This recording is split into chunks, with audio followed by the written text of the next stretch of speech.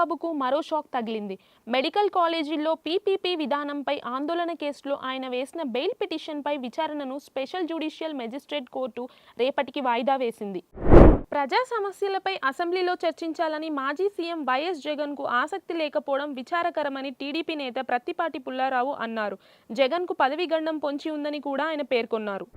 మక్తల్ మున్సిపాలిటీలో బీజేపీ అభ్యర్థి మహదేవప్ప ఆత్మహత్యకు పాల్పడడంపై ఆ పార్టీ ఆందోళన చేపట్టింది.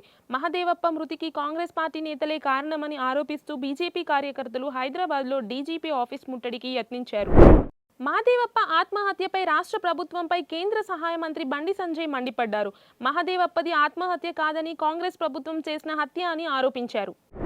పార్లమెంట్లో ప్రతిపక్ష పార్టీలు హద్దులు దాటి ప్రవర్తిస్తున్నాయని బీజేపీ ఎంపీ కంగనా రనౌత్ విమర్శించారు.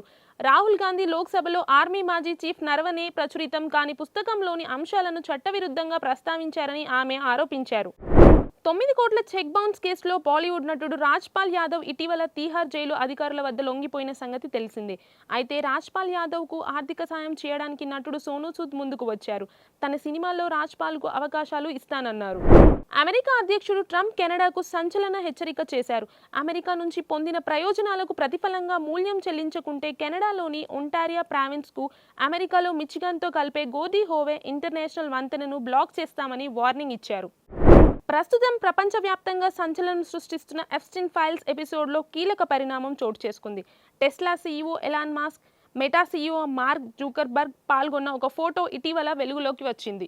సూపర్ స్టార్ రజనీకాంత్ హీరోగా ఆయన కుమార్తె సౌందర్య దర్శకత్వంలో వచ్చిన కొచ్చడయాన్ సినిమా నిర్మాత మురళీ మనోహర్కు మద్రాస్ హైకోర్టులో చుక్కెదురైంది.